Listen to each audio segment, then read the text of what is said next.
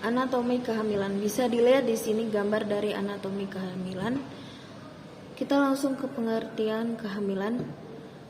Menurut World Health Organization atau WHO menjelaskan tentang definisi kehamilan atau yang dalam bahasa Inggris disebut sebagai pregnancy. Menurut WHO, pregnancy atau kehamilan adalah proses 9 bulan atau lebih di mana seseorang perempuan membawa embrio dan janin yang sedang berkembang di dalam rahimnya. Oligohydramnios atau disebut juga dengan oligohydramnion adalah masalah kehamilan yang ditandai dengan jumlah cairan ketuban yang terlalu sedikit. Jika tidak segera ditangani, maka kondisi ini dapat meningkatkan resiko gangguan kehamilan seperti persalinan prematur dan juga kematian. Malformasi plasenta adalah suatu proses kelainan yang disebabkan oleh kegagalan atau ketidaksempurnaan yang terjadi pada plasenta.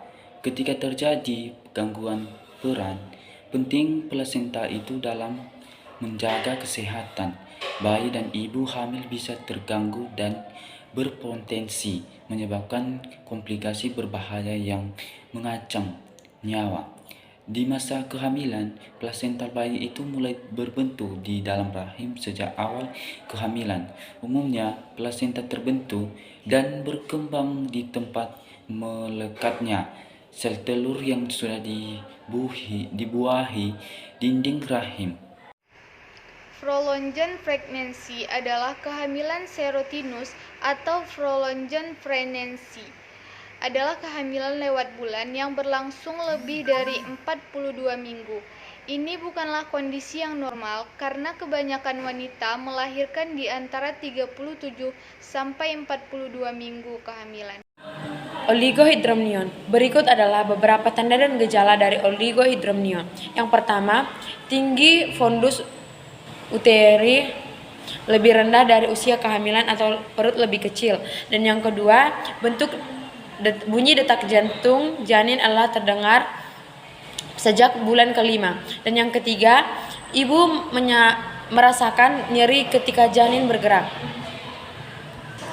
Oligohydramnion yang terjadi selama trimester 1 dan 2 lebih sering menyebabkan komplikasi serius daripada ketika terjadi di trimester 3. Yang pertama, catat lahir.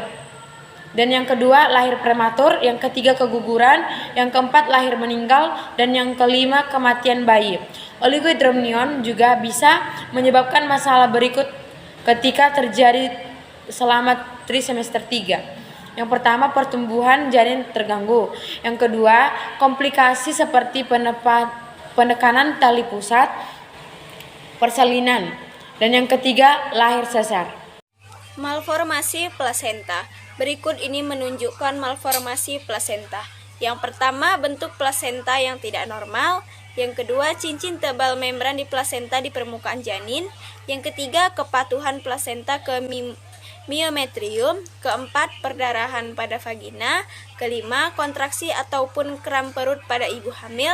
Yang keenam, persalinan prematur. Yaitu manifestasi klinis atau gejala dari penyakit prolonged pregnancy. Selain melewati hari perkiraan lahir atau HPL, berikut adalah gejala kehamilan lewat waktu yang harus Anda perhatikan. Yang pertama adalah belum ada kontraksi saat hamil 42 minggu. Yang kedua, gerakan janin berkurang. Yang ketiga, volume cairan ketuban yang berkurang sehingga menyebabkan penurunan ukuran rahim. Yang keempat, cairan ketuban bernoda mekonium yang bisa terlihat saat ketuban pecah. Di sisi lain, bayi yang dilahirkan dari kehamilan ini akan menunjukkan tanda-tanda berupa kulit yang mengendur, bersisik dan kering, jumlah lemak subkutan yang lebih rendah dan massa jaringan lunak yang berukuran serta kuku, jari tangan dan kaki yang lebih panjang dan berwarna kuning karena mekonium. Penyebab dan faktor resiko oligohydramnion. Penyebab oligohydramnion adalah idiopatik atau disebut juga dengan tidak diketahui penyebabnya. Namun, para ahli masih berusaha mencari penyebab pasti yang bertanggung jawab terhadap terjadinya gangguan ini. Perlu diperhatikan bahwa air seni yang dihasilkan juga turut membentuk cairan amnion. Jadi ketika produksi urin janin mengalami penurunan, misalnya karena obstruksi atau penyumbatan saluran kemih, maka bisa menyebabkan oligohidramnion. Maka dari itu, apabila ditemukan cairan amnion yang sedikit selama trimester 1 atau 2 bisa mengindikasikan ketidaknormalan janin. Faktor yang berkontribusi terhadap terjadinya oligohidramnion yaitu yang pertama itu faktor janin. Dapat terjadi karena bocornya membran amnion, ketidaknormalan janin, serta karena adanya faktor genetik atau pewarisan gen yang abnormal. Faktor plasental. 1.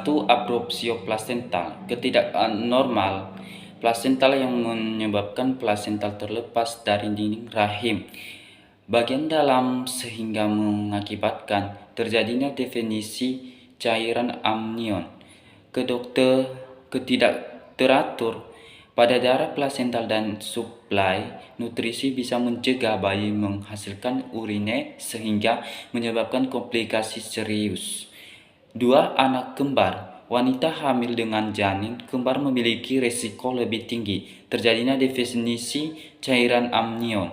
3. Obat-obat punggung. Obat anti-inflamasi itu non-steroid, AONS, dan beberapa inhibitor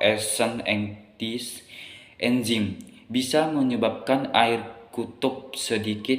Kondisi ibu itu berkuat bisa menyebabkan meningkatkan risiko terjadinya oligohidramnion. 1. Tekanan darah tinggi kronik. 2. Kehindari. 3. Diabetes kencing manis, preeklamsia, tekanan darah tinggi saat hamil lebih dari 20 minggu. 4. Lupus. Etiologi atau penyebab faktor resiko malformasi plasenta. Berikut ini adalah penyebab malformasi plasenta paling umum.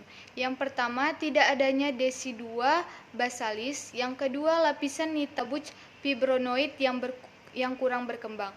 Berbagai gangguan plasenta dapat disebabkan oleh banyak hal. Namun, pada kebanyakan kasus gangguan plasenta ini tidak diketahui dengan pasti apa penyebabnya. Akan tetapi, ada beberapa faktor risiko yang dapat memperbesar kemungkinan ibu hamil terkena gangguan plasenta. Di antaranya seperti tekanan darah tinggi, hamil di usia 40 tahun, ketuban pecah dini sebelum waktu bersalin, gangguan pembekuan darah, mengandung bayi kembar, menggunakan narkoba, pernah menjalani prosedur medis pada rahim, pernah mengalami cedera pada perut seperti terjatuh atau perut terbentur, pernah mengalami gangguan plasenta pada kehamilan sebelumnya. Etiologi penyebab atau faktor risiko. Prolonged pregnancy tidak diketahui secara pasti apa yang menyebabkan sebagian wanita memiliki masa kehamilan yang lebih lama. Selain itu, penyebab kehamilan lewat waktu 9 bulan juga bisa diakibatkan karena kondisi berikut. Yang pertama, hamil bayi pertama, dan yang kedua, riwayat kehamilan sebelumnya yang melewati 42 minggu. Yang selanjutnya, kelebihan berat badan atau obesitas, faktor genetik, dan ibu berusia lanjut. Melakukan USG pada awal kehamilan untuk memprediksi tanggal lahir dianggap bisa mengurangi kehamilan serotinus karena dapat meminimalisir kekeliruan HPL. Hamil lewat bulan memiliki risiko yang berbahaya bagi ibu bayi yang dikandungnya. Berikut ini adalah risiko pada ibu hamil dan bayinya. Yang pertama, risiko pada ibu hamil. Prolonged pregnancy dapat menyebabkan risiko komplikasi pada ibu hamil seperti proses persalinan lebih lama, kelahiran dengan bantuan vakum, robek atau cedera pada vagina, infeksi, komplikasi luka, dan pendarahan setelah melahirkan. Yang kedua, resiko pada janin atau bayi baru lahir. Bukan hanya pada ibu, kehamilan berkepanjangan juga dikaitkan dengan peningkatan risiko pada janin atau bayi baru lahir, diantaranya lahir mati dan kematian pada tahun pertama kehidupan bayi, masalah plasenta, cairan ketuban berkurang, pertambahan berat badan bayi berhenti atau bahkan malah menurun, lahir cedera jika janin berukuran besar, janin menghirup cairan yang mengandung feses pertama, dan gula darah rendah karena simpanan glukosa bayi terlalu sedikit. Atau komplikasi pada penyakit oligohidramnion. Berikut ini adalah beberapa komplikasi oligohidramnion terhadap kehamilan. Yang pertama ada kelahiran prematur, yang kedua proses persalinan yang kompleks dengan induksi atau operasi sesar. Berikut ini adalah beberapa komplikasi oligohidramnion terhadap janin. Yang pertama ada deformitas janin atau bentuk tubuh janin yang kurang baik. Dua, kompresi tali pusar secara langsung. Yang ketiga, fetal distress. Yang keempat adalah gangguan tumbuh kembang janin intrauterin. Prognosis atau komplikasi malformasi. Malformasi plasenta. Komplikasi yang dapat terjadi jika malformasi plasenta tidak ditangani. Yang pertama itu solusio plasenta, yang kedua oligohidramnion, yang ketiga kardiotografi abnormal, yang keempat kelahiran prematur, yang kelima keguguran, dan yang keenam shock dan disseminate coagulation atau terakhir pertumbuhan janin terhambat serta dapat menyebabkan kematian. Prologen pregenakit. Komplikasi utama kehamilan poster adalah kematian janin. Beberapa penelitian menyebutkan penyebab dasar pada kematian, baik sebagai berikut: insufisiensi plasentasi aspirasi mekonum ditandai dengan akipneu, cyanosis, dan penurunan fungsi paru-paru. Isi interferensi dengan adanya mekonum itu pada jalan lahir, hiplogikemia, kejang, dan tanda insusie. Demi pada anantoril itu skor agar rendah mikronsi kehamilan itu, poster juga berhubungan dengan peningkatan risiko pada ibu sebagai berikut. Distonia itu saat persalinanlah berdasarkan derajat 3 atau 4 pada penelitian RETISP yang dilakukan oleh Jaugen LT. Kehamilan poster ditemukan berhubungan dengan komplikasi dan peningkatan risiko. Mortalitas itu dengan tingkat mortalitas sekitar 5%. Prognosis baik pada kehamilan poster ditentukan oleh adanya tindakan komplikasi itu dengan janin ditentukan berdasarkan biopsial volume cairan amnion, berdasarkan USG serta dan tindakan. Merupakan skor untuk menilai kesejahteraan atau janin berdasarkan hasil pemeriksaan Cor-Di-Cor, APIR, dan USG. Diagnosis atau pemeriksaan fisik dan pemeriksaan penunjang oligohidramnion. Berikut ini adalah tindakan diagnosis oligohidramnion. Yang pertama adalah USG. Dengan melakukan pemeriksaan USG, maka dokter akan mengetahui indeks cairan amnion atau amniotic fluid index atau AFI. Jika nilai indeks cairan amnion kurang dari 5 cm, maka ibu hamil positif mengalami oligohidramnion. Yang kedua adalah tindakan amnioskopi, dilakukan dengan menggunakan alat bernama amnioskop. Diagnosis ini bisa mendeteksi kejadian oligohidramnion dengan lebih jelas. Yang ketiga adalah maksimum vertical focket, tes untuk pemeriksaan jumlah cairan amnion pada bagian terdalam rahim. Keempat, ada pemeriksaan spekulum steril. Pemeriksaan ini untuk mendeteksi kebocoran membran amnion. Kelima, ada tes darah ibu. Tes darah seperti screening serum saat hamil bisa mendeteksi kadar cairan amnion yang rendah. Diagnosis atau pemeriksaan fisik dan pemeriksaan penunjang dari malformasi plasenta. Anamnesis lebih diarahkan untuk mencari faktor risiko ibu seperti riwayat genetik, asupan asam folat dan vitamin B12, riwayat diabetes mellitus, obesitas dan penggunaan antikonvulsan.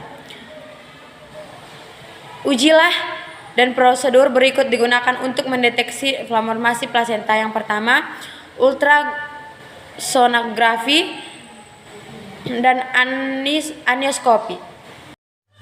Diagnosis atau pemeriksaan fisik dan pemeriksaan penunjang. Prolonged pregnancy. Dikutip dari Stanford Children's, biasanya dokter pun akan mempertimbangkan kondisi kehamilan, usia, maupun kesehatan Anda secara menyeluruh. Anda juga akan disarankan melakukan serangkaian tes seperti yang pertama, penghitungan gerakan janin.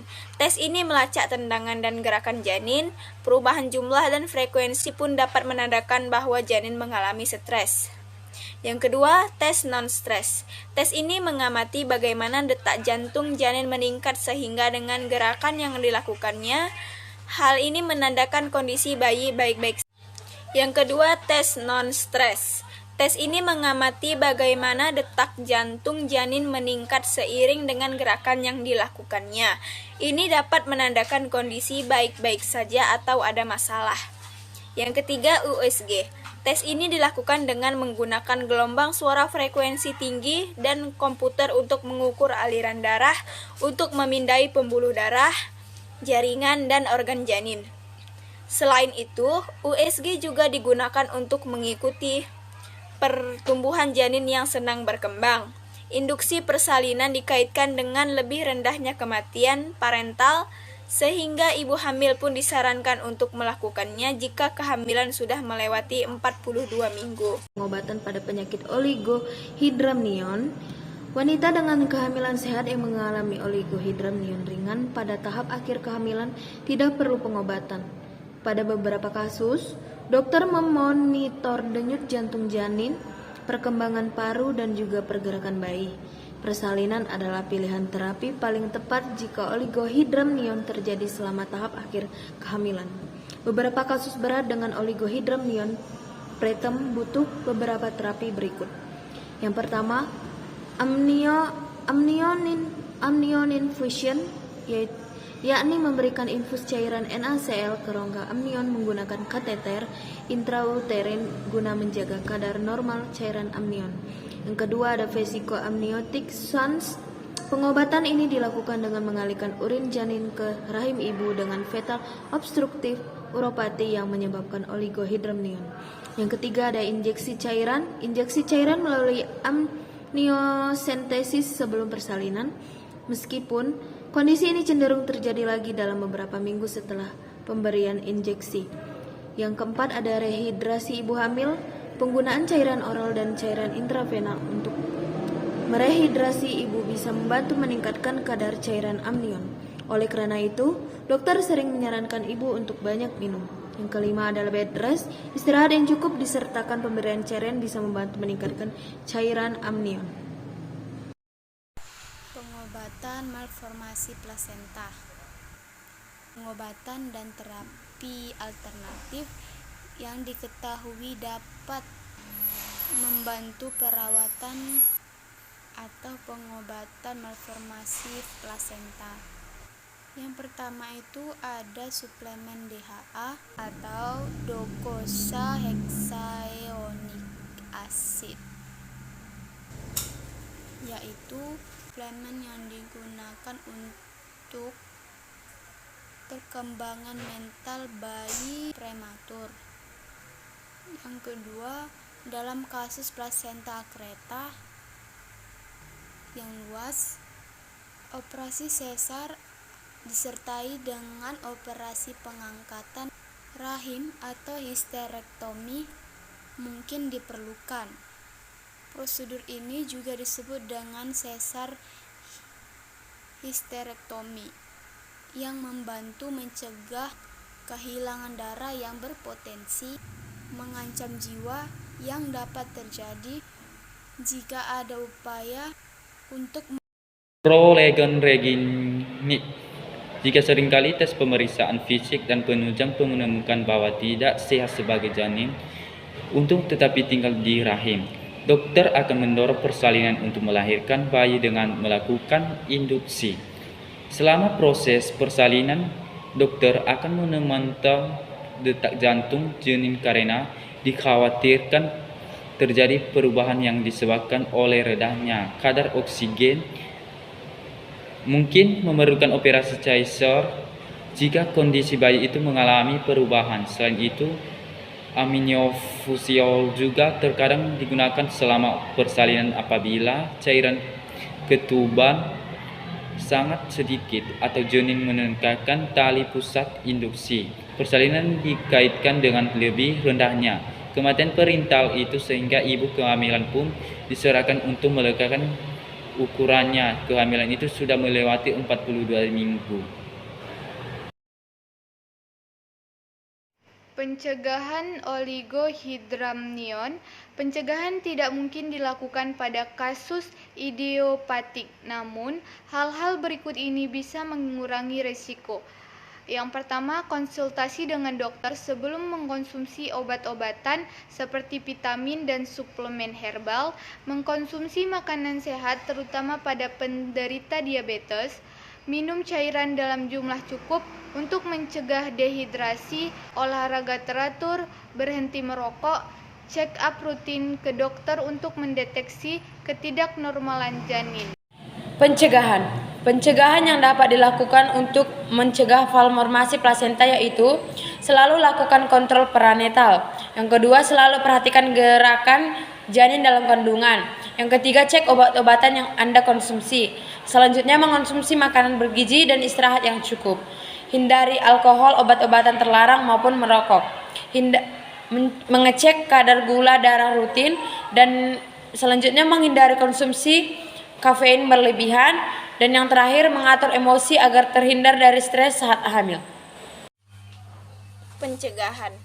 Kehamilan posten beserta segala kemungkinan resikonya dapat dicegah sejak dini dengan rutin memeriksakan kandungan sejak trimester pertama. Lakukan USG secara teratur agar Anda dapat mengetahui perkembangan bayi dan usia bayi dengan lebih pasti.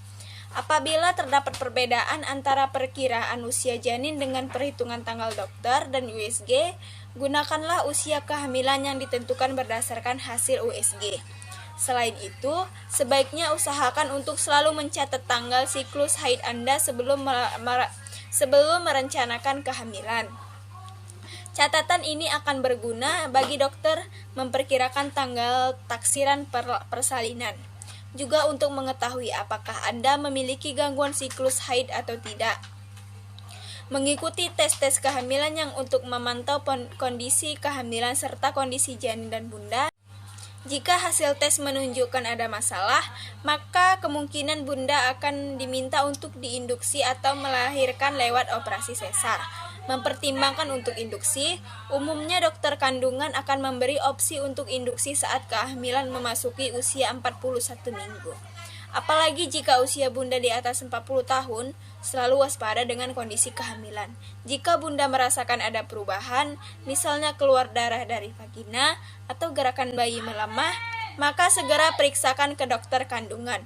Walau harus waspada, tapi jangan panik. Sibukkan diri dengan membuat persiapan untuk kehadiran bayi di rumah.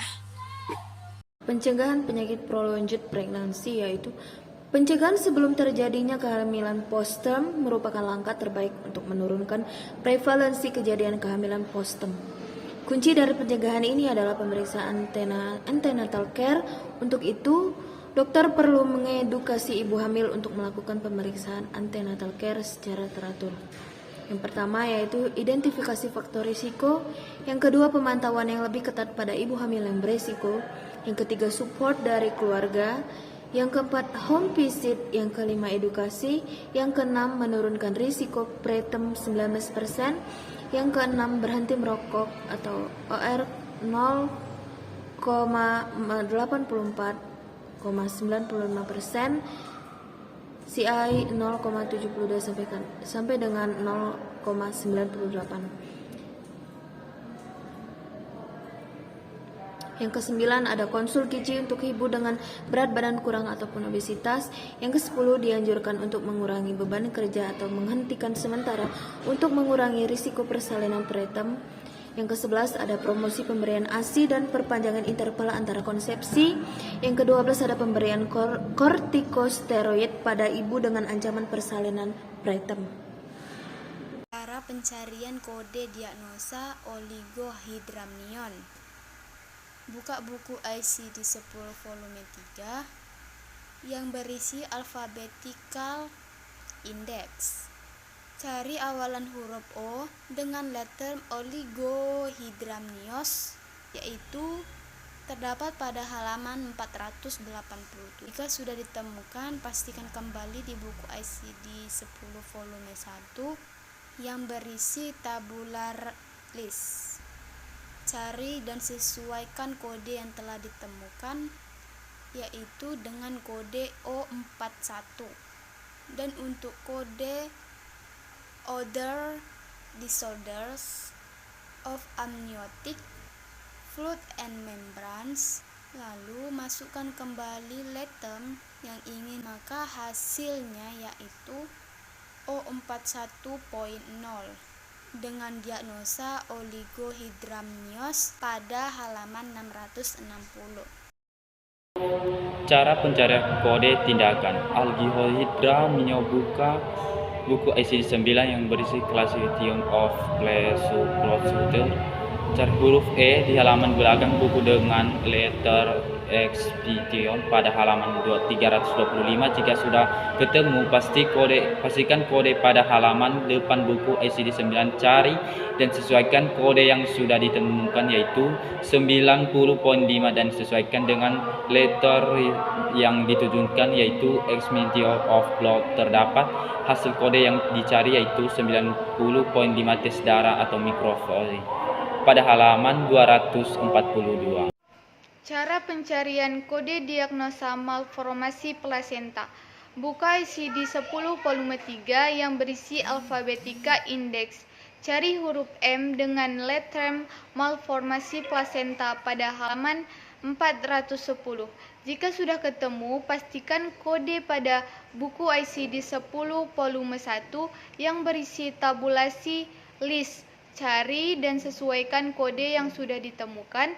Terdapat hasil kode yang dicari, yaitu kode O43. Untuk kode placenta disorder, lalu masukkan letter yang dituju. Terdapat hasil kode yang dicari, yaitu O43.1 malformasi of placenta pada halaman 650. Cara pencarian kode tindakan malformasi plasenta. Yang pertama, buka ICD-9 yang berisi Classification of Procedure. Cari huruf U di halaman belakang dengan letter ultrasound pada halaman 465. Jika sudah ketemu, pastikan kode pada ICD-9 bagian depan.